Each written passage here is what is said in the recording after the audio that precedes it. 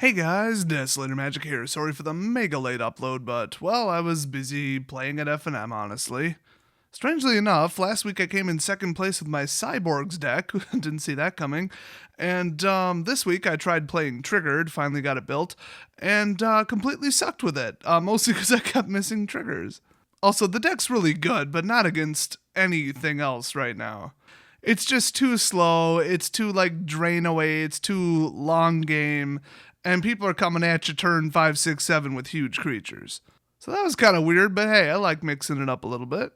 But on a similar topic, you guys know that I build a different deck every 2 weeks, and I tend to mix it up just because I have the cards, because as you guys know, I'm a big reseller.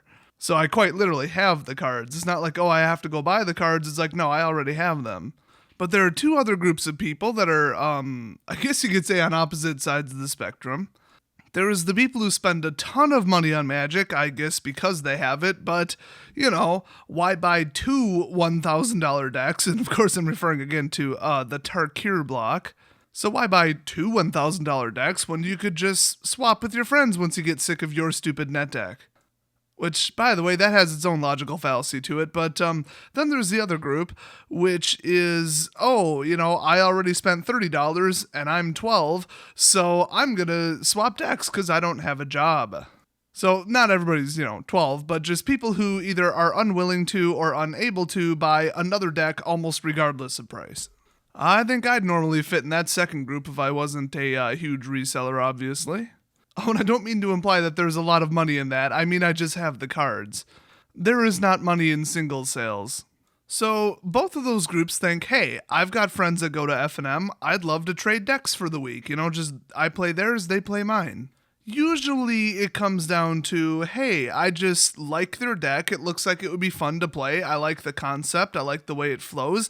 It's completely different than mine, and I've been playing mine for 8 weeks straight. So, mix it up a little bit, and you don't have to spend any money. So overall, it sounds positive, right? So I kind of lean towards the side of, even if you're a huge spender, big net decker, which I already then hate you, or if you're turbo cheap and don't, have the money to build multiple decks, either way, you trade decks with somebody and what's the harm? Who cares? I mean, yeah, you're playing with a deck that's not yours, and certain people are of the mindset, and this kind of goes back to the net deckers, if you didn't spend the money, you don't deserve to win, and you don't, you shouldn't be at FNM, and just the whole, I spent more than you, I deserve to win. You guys know the mindset. I absolutely hate those people. They are such unbelievable dicks. They're the people where if I beat them with a $20 deck that I designed pretty darn well and has a natural advantage over theirs, they're going to get all pissy because they spent $500 and they, quote, should have won because they spent more than I did. Even though I probably played better than they did, which is, a little bit more important. So you guys know the people that I'm talking about, and their opinion is not valid at all. But their logic is, if you didn't put in the money, and they even twist it, oh, you didn't support the local store enough to buy the deck, you shouldn't play with it. So like I said, I kind of follow their logic, but it's just stupid. I mean, that's like every man for himself, and pay to win, and just all these negative things. It's just stupid. I completely disagree with that particular philosophy. So, deck sharing, normally nobody has a problem with it. I very rarely hear people complaining about it. In fact, at the very first local gaming store I went to, there was always this little girl who was 10, and she would use her dad's crazy turbo powerful decks, because he would actually build multiple standard powerful decks, and whatever one he wasn't playing, he'd give to her, and she'd go around stomping people with it, although she really didn't play it that well. I had a little bit of a problem with that, mostly because I was losing to her, even though she was a terrible player, but she bought her way to being better. But still, I mean, people can play with whatever they want, and if they found a way to play a deck without buying it, good for them, they're saving money. So when it comes to deck sharing, everything's peachy, right? There is no downside, and everybody should be all for it, or at least accepting of it, right? Oh, hell no. Apparently you haven't been to my old local gaming store. The one I went to prior to my current one. If you still don't know which one I'm talking about, it's the one from the LGS from Hell series.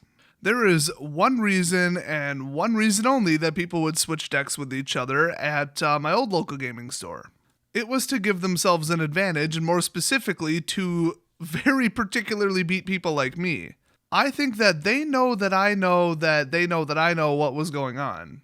Or like whatever. If I lost to somebody that is a dickish, arrogant piece of garbage and insulted me the whole game and made it not fun to play, I'm going to bring an assassin deck the next week. An assassin deck is a single-purpose MTG deck that is built specifically to wipe out one archetype of deck, and that is it. It is a suicide blitz. The most common is, oh my god, that guy plays nothing but creatures, super creature heavy. It's like heroic, it's tokens, it's goblins, it's vampires, it's allies, something like that. They're relying on creatures. I'm sick of losing to their stupid deck. I'm going to bring a nothing but creature kill deck. We're talking first strike, death touch, mass creature removal. That is it. That's all the deck does. If I go up against Burn or Planeswalkers, I stand 0 chance of winning. But if I go up against one of those stupid net decks, I'm going to win. That's an assassin deck. And that is all I built for about a year straight because, like I said, I hated those people. I was sick of losing to them, and I'd like to piss them off because they were jerks. Oh, and trust me, it worked. We had a lot of round 1 drops. Keep in mind, these people had the temperament of a toddler. I kid you not, a couple people dropped when they saw they were matched up against me. So part of this strategy is you have 1 or 2 or 3 different assassin decks with totally different, strategies. Like one would be creature kill, mass creature kill, token suppression. The other one would be like counterspell, removal, bounce. That would stop any kind of combo deck from going off. So, as this is not technically a rule as far as I know, I would use who I sit down across from for the first round to determine what deck I was playing. And trust me, if you're like, oh, that's so dishonest, that is so cheating. First of all, I don't think there's a rule against that. And 2, look who I was playing against. I would not do it against normal people. I only cheat when somebody should not be there playing Magic. Those types of people, if there was like a level 3 judge or somebody from Wizards watching that match and watching their behavior, they would never be allowed to play Magic again. So, you know what? You do what you gotta do. It's like, I'd be a lot less polite if I went to prison, okay? You do what you do. You got a situation, you handle it differently, you act differently. So since these people knew that, I would, walk around, see who I lost to, see who I beat, just see who's playing what. And I think they caught on that I and a couple other people were doing this, because I kind of spread my philosophy. And they would purposely switch decks with each other so that we wouldn't know who's playing what. They'd even switch sleeves. That did make it difficult, and eventually I had to resort to just playing traditionally strong decks. So their sole motivation for switching decks with each other and trading decks and playing with each other's decks was so that nobody would know what they're playing, and it would give them like no disadvantage.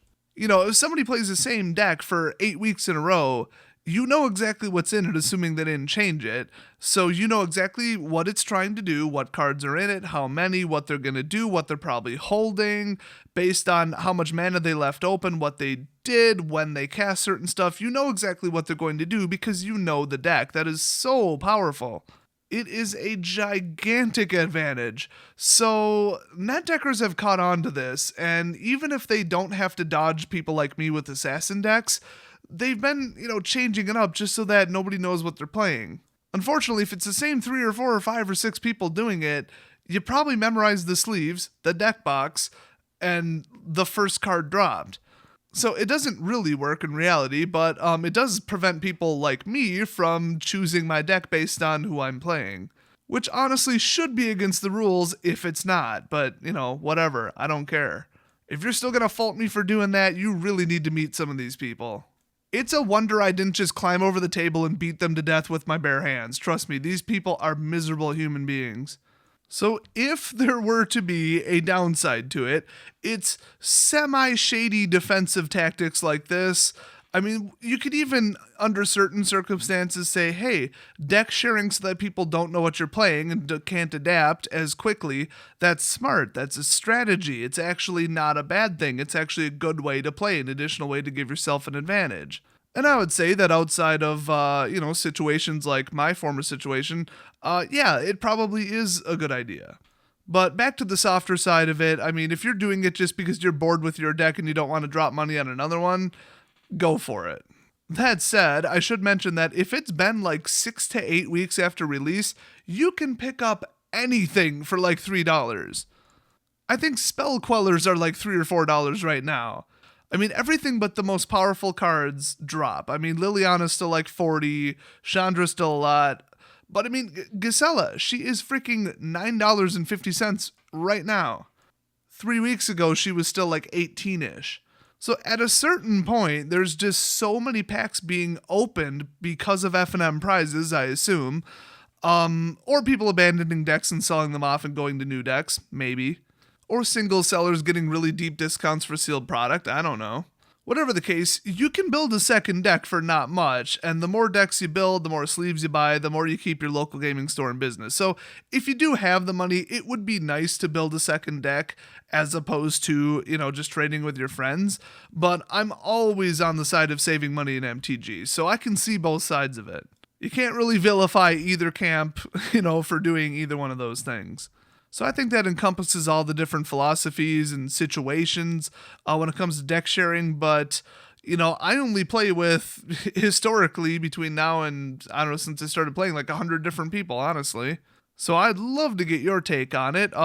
Does your local gaming store actually have a ban on it? Do they say you can only play your own deck and there's no deck trading? I have actually heard of that. What are your thoughts? Do you think that should be a thing, or do you think it's really greedy and stupid and pointless? Are you all for deck sharing? Or are you like me and you rarely share your decks because apparently everybody else on the planet has disgusting hands? And then the sleeves always come back just coated in like random, grimy disgustingness. That's my main motivation for not sharing decks, not that I don't do it occasionally. Some people, though, playing, they should have gloves. So let me know your thoughts on deck sharing. Is it a good thing, a bad thing? Are you neutral on it? Do you completely not care? Do you not participate in it? Do you do it? There's a whole bunch to talk about, so leave it down in the comments section, and I will see you guys next video.